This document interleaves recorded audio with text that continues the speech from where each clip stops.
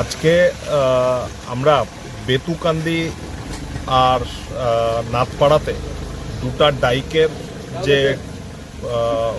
যেগুলোর পজিশন ভালো ছিল না, 2022-এ যে জায়গার দিকে জল ঢুকেছিল সেই ফ্লাডের ভয়াবহ ফ্লাডের কথা চিন্তা করে শহরে যে ফ্লাড হয়েছিল, আমি বিগত পরশুদিন আমি ছিলাম না, বেঙ্গল ইলেকশনে ব্যস্ত ছিলাম। তো শিলচরের ডিসি আয়ুষ গার্গজির সঙ্গে আমি কথা বলেছি এবং উনি অলরেডি ডিপার্টমেন্টের সঙ্গে কথা বলে ডিপার্টমেন্টের ইঞ্জিনিয়ার জামান সাহেব, এসডিও আছেন বদরুল সাহেব, ওনাদেরকে নিয়ে একটা পরিদর্শন করেছিলেন এবং করে উনি আমাকে গতকালকে কথা হয়েছে, আমি গতকালকে বিকেলে এসেছি শহরে এসেছি এবং আমি এই দুইটা ডাইকের পরিদর্শন করেছি। ভারতীয় জনতা পার্টির সিনিয়র লিডারশিপ যারা আছে তাদেরকে নিয়ে। আমার সঙ্গে আছেন বিমলেন্দু রায় মহাশয়, আমার সঙ্গে আছেন শিলচর ডেভেলপমেন্ট অথরিটির প্রাক্তন চেয়ারম্যান মঞ্জুল দেব মহাশয়, আমার নমিনি শ্রী পুলক দাস মহাশয় এবং ভারতীয় জনতা পার্টির সিনিয়র কার্যকর্তারা আছেন। সবাইকে নিয়ে ডিপার্টমেন্টের অধিকারীদেরকে নিয়ে আমরা এসেছি, এখানে পরিদর্শন করে গেছি। ডিপার্টমেন্টের যা যা সুবিধার কথা অসুবিধার কথাও আমরা দেখেছি এবং আমরা আশা করছি যে এইবার যে বর্ষার মরশুম আছে এই মরশুমের জন্য আমাদের ডিপার্টমেন্ট তৈরি আছে, সেরকম করে কোনো জল ঢুকবে না সেটা আমরা আশা রাখছি।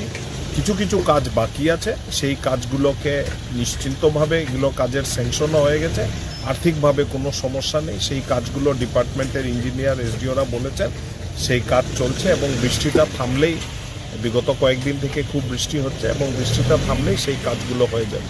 কয়েকটা ওনাদের ফ্রেশ প্রপোজাল আছে যেটা লং টার্ম, যাতে ফ্লাড না হয়, যাতে জলটাকে আটকানো যায় সেটার দিকে ওনারা চিন্তা করে কয়েকটা লং টার্ম প্ল্যানও ওনারা দেবেন।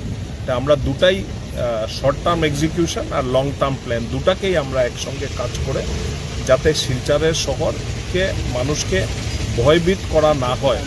অনেক সময় আমরা নিউজ পরিবেশন এরকম করি যে কালকেই জল ঢুকে যাচ্ছে, এখনই বৃষ্টি হলে বাঁধ ভেঙে যাবে। এই রকম আমার নিউজ চ্যানেলদেরকেও অনুরোধ, আপনারা এমন নিউজ পরিবেশন করবে না যেটা মনের মধ্যে মানুষের মনে, জনগণের মনে যাতে ভয়ের সঞ্চার না হয়। ডিপার্টমেন্টের লোকরা নিরন্তর কাজ করে যাচ্ছে, তার উপরে তাদের যে স্লুইস গেটগুলো আছে সেইখানে পর্যাপ্ত পরিমাণে তাদের মেনটেনেন্স হচ্ছে, এখানে লোকরা আছে তারা সেটাকে দেখরেখ করছে।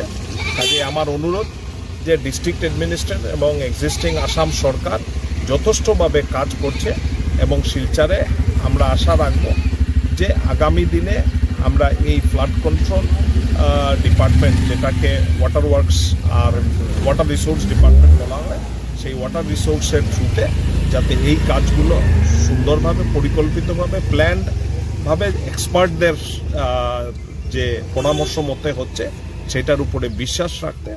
আর আমরা সেরকম যদি কোনো কিছু হয় আমি বলেছি ডিপার্টমেন্টের যে আগাম আমাদেরকে জানাতে এবং আমরা যা করণীয় আমরা নিশ্চয়ই সেটা করব।